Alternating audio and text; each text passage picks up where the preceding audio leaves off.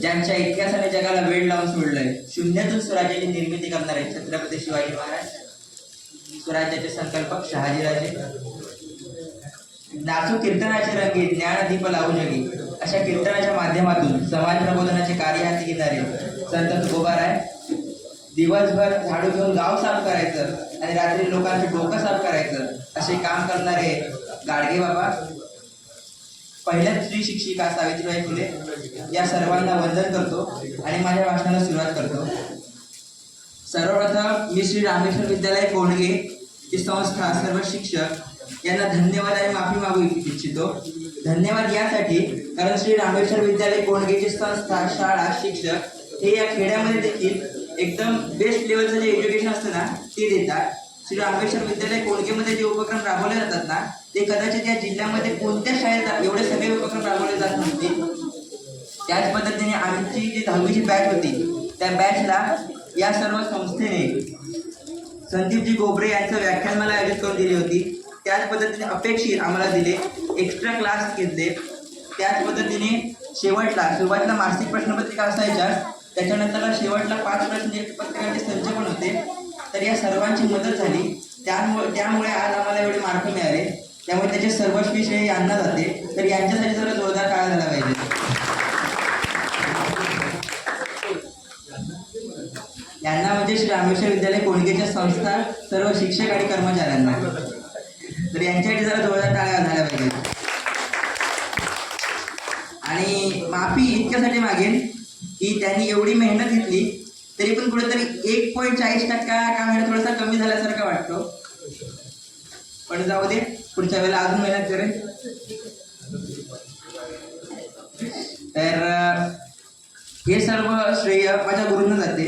मला लहानपणापासूनच गुरु लाभले, त्यामुळे आज मी इथे आहे.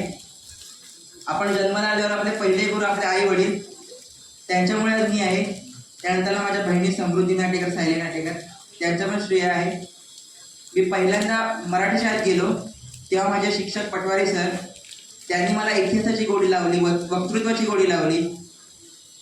त्याच पद्धतीने 1.5 वर्ष ज्याने माझे इंग्रजीचे क्लासेस घेतले आणि 3रीमध्ये मला इंग्रजी वाचायला येऊ लागलं, तो म्हणजे दीपक नाटेकर.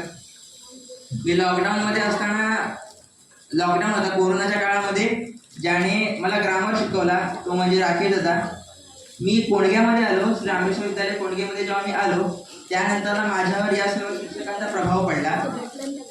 जर सांगायचं झालं तर मुख्याध्यापक कांबळे सर यांनी आम्हाला 4 वर्ष खूप चांगल्या पद्धतीने इंग्रजी शिकवलं.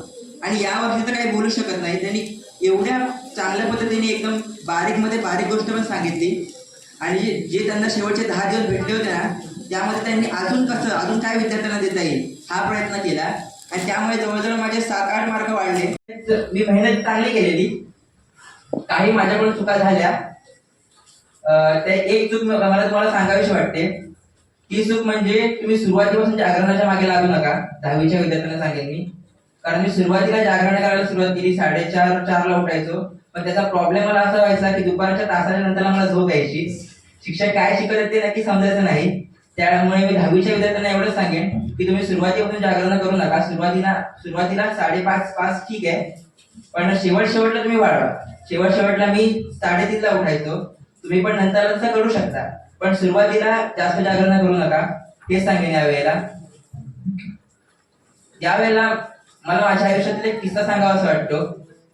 तुम्हाला सांगायचं तर मी पहिलीपासून जास्त हुशार नव्हतो. 5वी ते 8वी मध्ये मी एकदाही 1 नंबर मिळवला नव्हता. 5वी जर रँकिंग सांगायची झाली तर सानिका गुरव 1 नंबर, 2 नंबर तरुण विश्वासराव, 3 नंबर गौरव खडे, 4 नंबर अस्मिता काळे आणि 5 नंबरला होतो. परंतु मध्ये 2 वर्ष लॉकडाऊन लागला कोरोनाच्या काळामध्ये. आणि त्या काळामध्ये माझ्या वडिलांचा जॉब गेला कोरोनामुळे. तेव्हा कुठेतरी जीवाला वाटलं की बाबा आता नाही, आता परिस्थिती खालावणार आहे. त्यामुळे तिथून थोडासा अभ्यास करायला सुरुवात केली. आणि 8वी पासून 10वी पर्यंत एकदाही 1 नंबर सोडला नाही. ते त्या एका गोष्टीमध्ये झालं. तो क्षण माझ्या आयुष्यात आला. एक गोष्ट वाईट झाली की दुसरी गोष्ट चांगली होते. तर या गोष्टीचा असा माझ्यावर चांगला परिणाम झाला. आणि ह्या वर्षी जे 10वीचे विद्यार्थी आहेत त्यांना मी त्यांच्या पुढील वाटचालीसाठी हार्दिक शुभेच्छा देईन. खूप अभ्यास करा, मजाही तितकीच करा. एन्जॉय करा, कारण हे एकच वर्ष तुमच्या हातात असतं. त्याच्यामध्ये अभ्यासही करायचा आणि मजाही करायची, कारण हे दिवस परत येत नसतात. त्यामुळे मजा पण करा. आम्ही पण खूप मजा केली. आम्ही जे तिघा आलोय, मी, प्रणव, गौरांग, आम्ही तिघा पण खूप मस्ती करत होतो. तिघांनी पण खूप मस्ती केली, पण तेवढ्याच आम्ही अभ्यासही केला.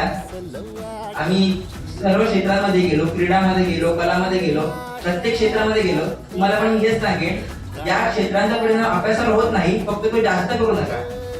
जर सगळी गोष्ट लिमिट मध्ये केली तर सगळं चांगलं होईल. त्यामुळे प्रत्येक क्षेत्रामध्ये जा, क्रीडामध्ये जा, कला क्षेत्रामध्ये जा. आणि मला यावेळेला एक गोष्ट सांगायची वाटते, पाठांतर हा खूप महत्वाचा मुद्दा असतो. पाठांतर होत नाही तर मी तुम्हाला एक गोष्ट सांगतो, तुम्ही वक्तृत्वाच्या क्षेत्रामध्ये या. कारण ज्यावेळेला तुम्ही वक्तृत्वाच्या क्षेत्रामध्ये येता ना, तेव्हा हळूहळू एखादी गोष्ट पटकन लक्षात यायला लागते. आता पण माझं जे पाठांतर आहे, माझं जे पाठांतर होतं, त्याचं सर्वस्वी श्रेय मी वक्तृत्वाच्या क्षेत्राला देईन. कारण या क्षेत्रामध्ये आल्यावर ना, तुम्ही सुरुवातीला भाषण पाठ कराल, 2-3 वर्ष फक्त पाठ करायला लागेल. त्याच्यानंतर आपल्या डोक्यामध्ये फिट बसतं, कोणता विषय कोणत्या विषयावर कसं बोलायचं. आणि त्याचा परिणाम जो आहे ना, तो आपल्या अभ्यासावर चांगल्या पद्धतीने होतो. तुम्ही कोणतीही गोष्ट वाचता की तुमच्या लगेच लक्षात असते. तर मी तुम्हाला हेच सांगेन की आता जी लहान मुलं आहेत 5वी-6वीची, तुमच्यावर याचा जास्त परिणाम होईल. तर तुम्ही खास करून वक्तृत्वाच्या क्षेत्रामध्ये या.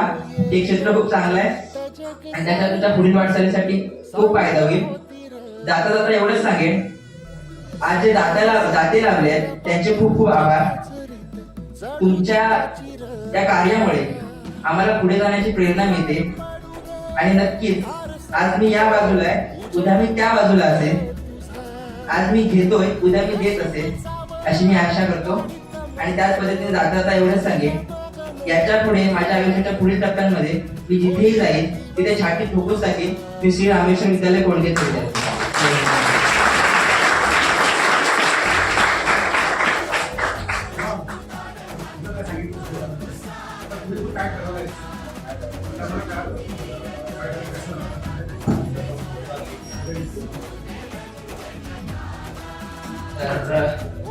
आता मी 11वीला कल्याण मधलं जे चांगलं कॉलेज आहे, बी के बिर्ला कॉलेज, तर त्या कॉलेजमध्ये ऍडमिशन घेतलंय. आणि तिथून मी BS सायन्स 12वी पर्यंत सायन्स करणार आहे, IT विषय घेऊन. त्याच्यानंतरला ते बाहेरून शाळेत जाऊन BSc इन IT बी के बिर्ला मधूनच करणार आहे. आणि बाहेरून MPSC UPSC ची तयारी करणार आहे, कारण IAS ऑफिसर.